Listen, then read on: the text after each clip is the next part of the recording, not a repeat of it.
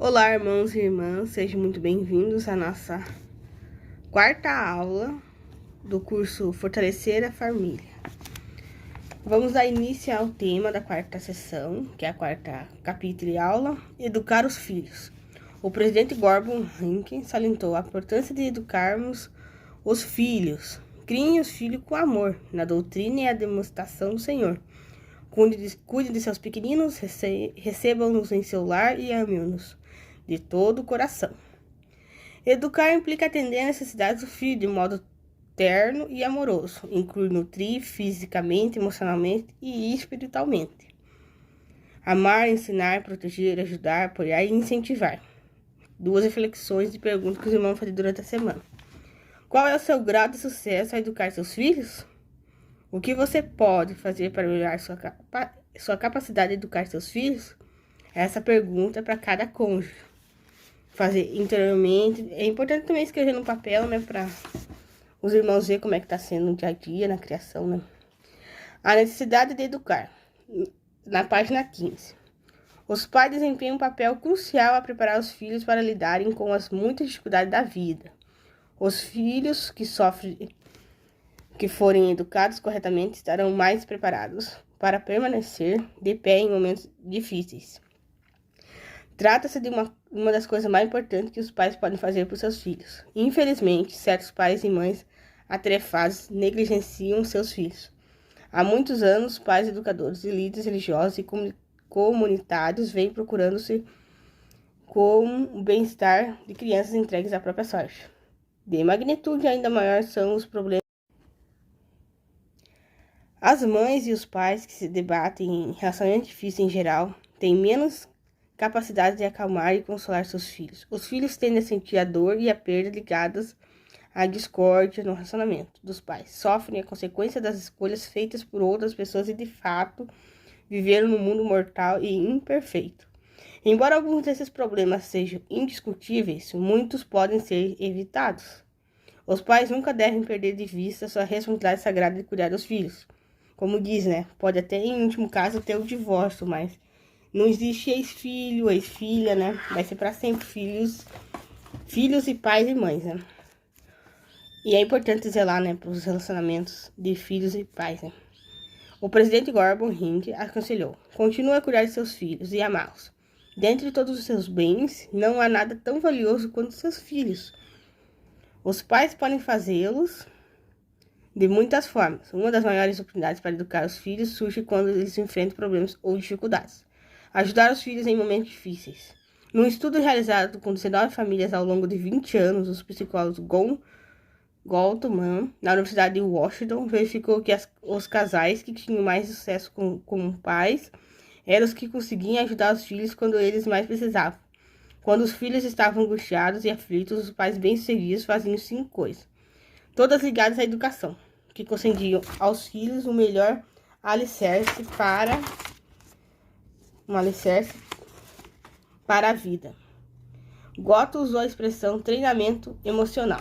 A continuação é na página 17. Depois vamos voltar na próxima, que é a reflexão. Para descrever atitudes desses pais. Verificou que os filhos que recebiam uma boa educação aprendiam a compreender seus sentimentos e lidar melhor com eles, a conviver bem com as pessoas e a resolver problemas de modo adequado. Tinham também melhor saúde física, melhor desempenho no estudo, melhores relacionamentos com os amigos, menores problemas comportamentais, mais sentimentos positivos e melhor saúde emocional. O processo de treinamento emocional de Galton constitui de 5 passos, está resumindo abaixo. Primeiro passo: estar atento às emoções do filho. Os pais bem-sucedidos conseguiam reconhecer os sentimentos de seus filhos e reagir de modo condizente. Os sentimentos são parte integrante e essencial da vida. Os pais que reconhecem e aceitam seus próprios sentimentos acham mais fácil reconhecer e acertar os sentimentos dos seus filhos.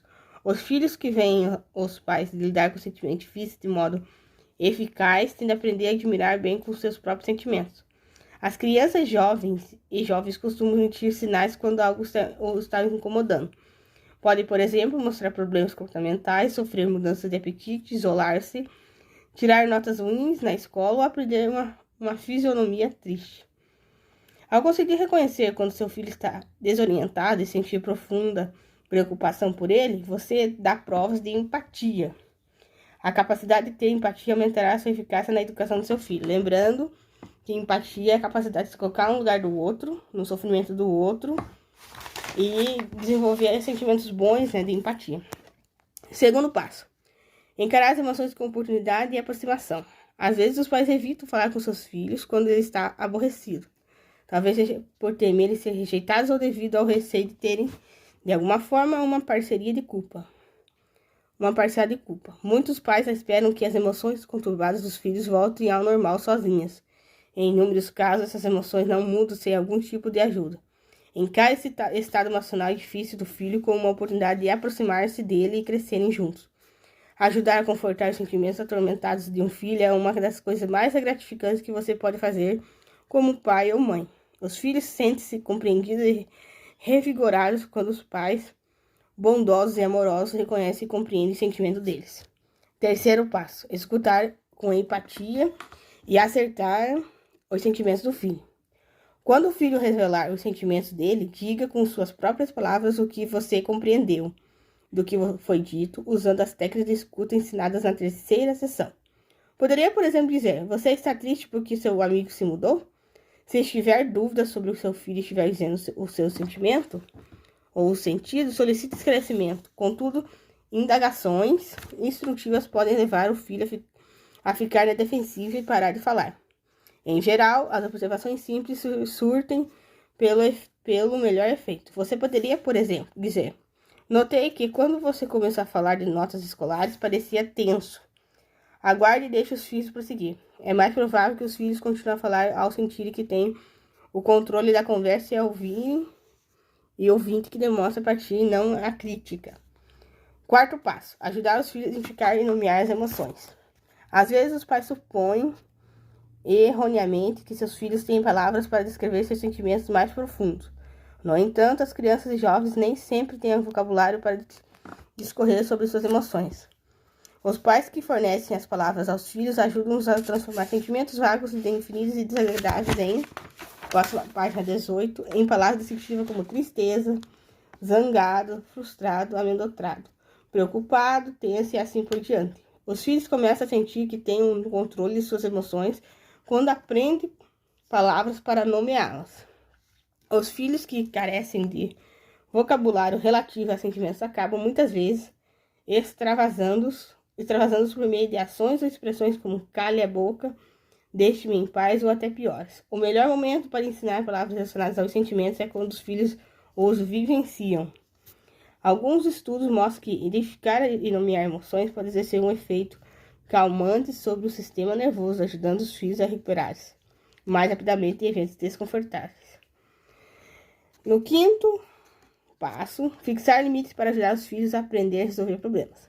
As sessões de controle de um filho aumentam quando os pais ajudam a aprender a enfrentar sentimentos desagradáveis. Um filho precisa aprender a lidar com pensamentos e sentimentos desorientadores de modo adequado e salutar do ponto de vista emocional. Talvez você precise estabelecer limites do tocante e comportamento inadequado e ajudá-lo ao filho a resolver problemas. Identifique a causa do problema a fim de achar uma solução. Faça uma pergunta como: o que leva a sentir-se dessa forma? Não deixe o filho